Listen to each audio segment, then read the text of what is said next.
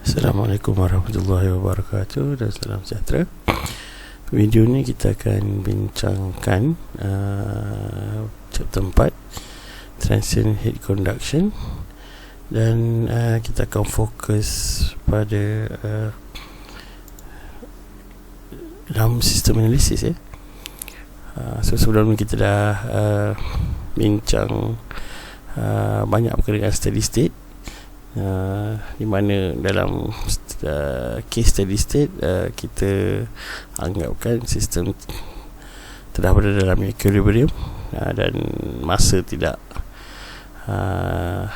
kita ambil kira lah, atau independent of time. So dalam transient heat transfer, so kita fokus pada masa, dan sebenarnya ada juga elemen lokasi, spatial. Jadinya dalam sistem analisis ini dia membenarkan kita hanya mengambil kira masa saja. So temperature yang dependent on time.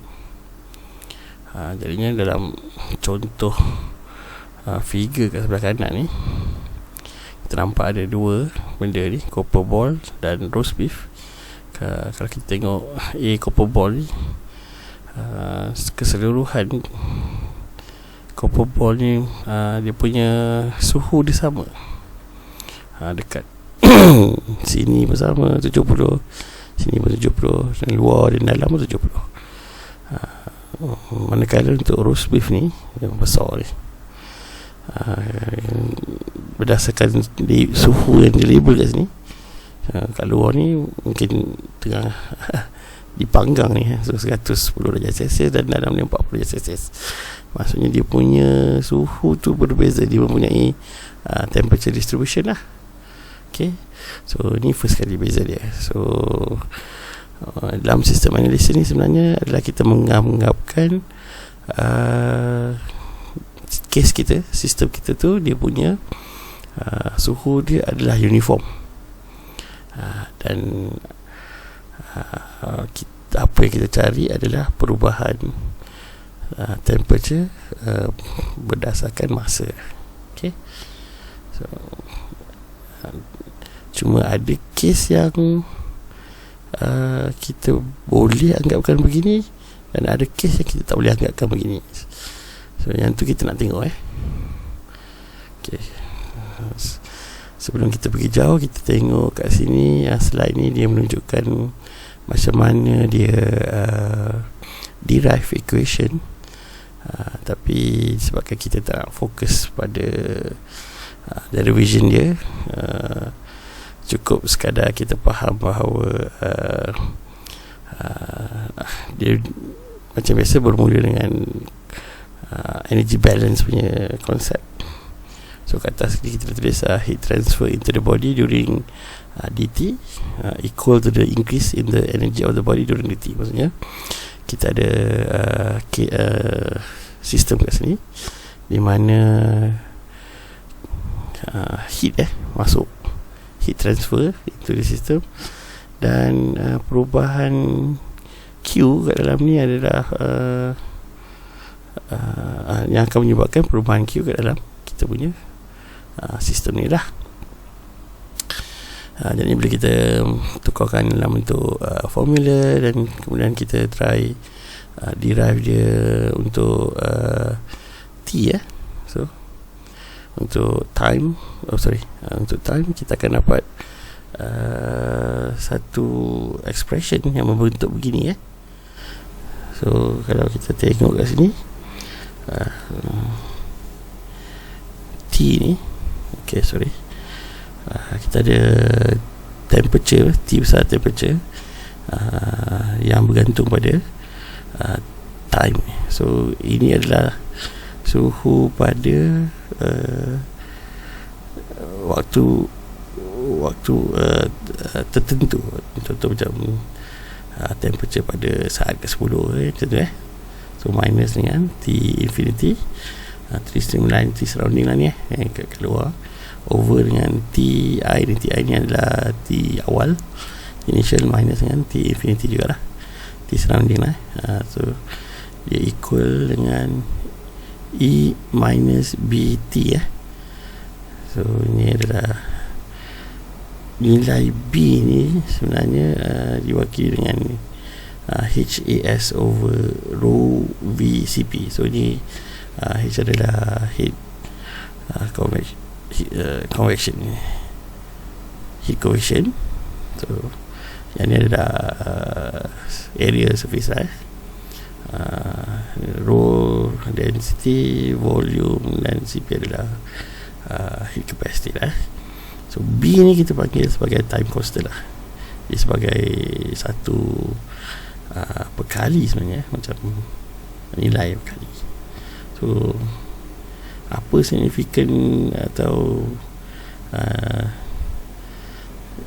natijah daripada expression ni, kita boleh tengok.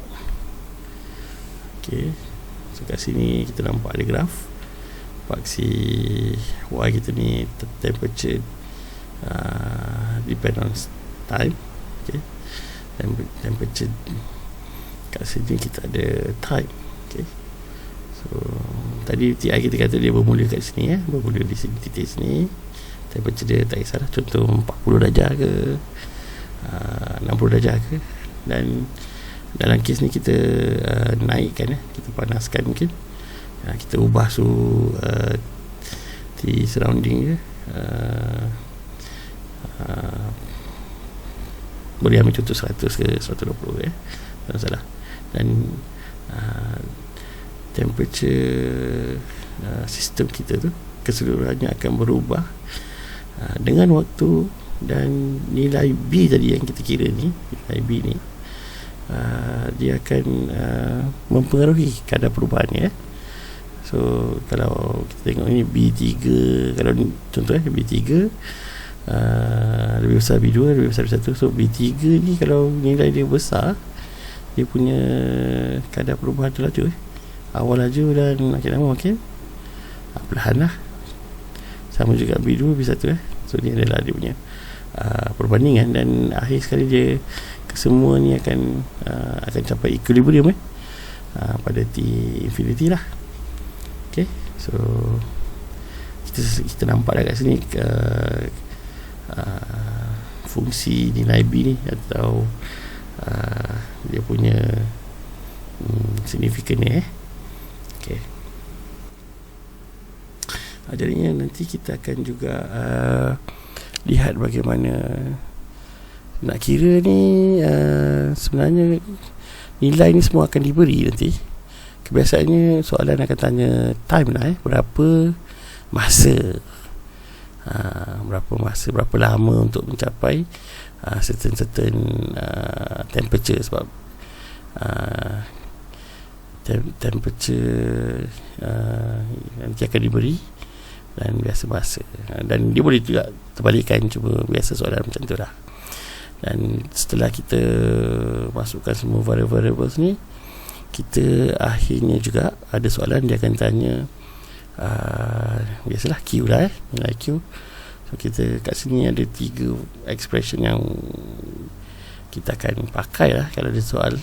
Contoh macam expression 1 ni, kalau dia tanya the rate of convection heat transfer between the body and its environment at time T. So ni kita heat transfer rate Q dot pada waktu tertentu, pada masa tertentu. So ni formula dia. Kita pun macam familiar lah, kecuali kat sini kita masukkan temperature pada waktu tersebut lah. So ni ini adalah formula untuk the total amount So Q besar saja, dia bukan rate dia total amount So Q equal MCP T dalam kurungan T minus T1 lah. Ni pun sebenarnya kita selalu nampak lah, cuma temperature kat sini kita kena letak temperature pada waktu tersebut lah. Okay, dan Qmax adalah maximum heat transfer between the body and seterusnya. So berapa maksimum nilai Q atau Q hit yang terbebas lah. Dan ni sama juga kalau perasan kat atas, cuma kali ni kita temperature dia adalah T surrounding minus T infinity. So daripada expression ni kita boleh jawab soalan berkenaan dengan 6 sistem analisis. So cara dia nanti kita akan tengok ke sampel, tapi biasanya sebelum kita boleh jawab ni, kita kena sebelum kita boleh pakai formula-formula ni, terutamanya yang ni dulu kita nak pakai formula ni sebab ini adalah expression untuk dalam sistem analisis. Kita kena kenal pasti dulu, sebab macam kita cakap tadi, ada dua case biasa, sama ada case ni atau case yang begini biasa real life adalah yang begini biasanya lah okay. Tapi sebabkan perkiraan akan menjadi lebih mudah dengan dalam sistem analisis, sebab tu kita sentuh, kita cover subjek tu ni. So kita kena kenal pasti dulu, adakah sistem kita ni boleh pakai tak formula tadi. So apa yang kita ada kat sini sekarang, selain ini tunjuk kriteria for dalam sistem analisis. Kita diperkenalkan dengan Biot number Biot number. So Biot number adalah ratio sebenarnya, nisbah HLC over K. So kita kenal H, kita kenal K. LC ni kita panggil characteristic length. So LC ni datang daripada sini, LC L length lah. C ni adalah karakteristik. Karakteristik ni maksudnya biasa di dan heat transfer dia mewakili certain configuration kepanjangan lah. Dia kira tak belah kita yang ni kita boleh bincang ni kali kan, apa. So bersamaan dengan volume over area surface So kita kira LC, kita bawa masuk ke sini dan kita kira Biot number. So lepas kita kira Biot number ni, kita tengok nilai Biot number tu. Jikalau nilai Biot number tu lebih kecil atau sama dengan 0.1, kita anggapkan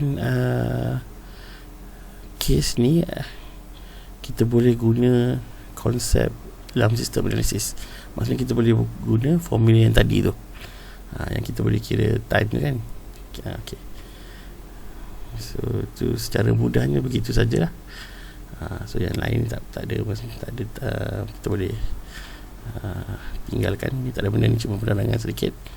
So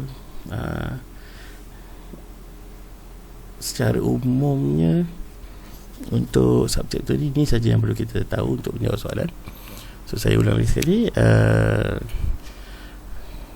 kita sekarang nak confirm, nak menggunakan konsep dalam sistem analisis ni kepada case atau permasalahan kita.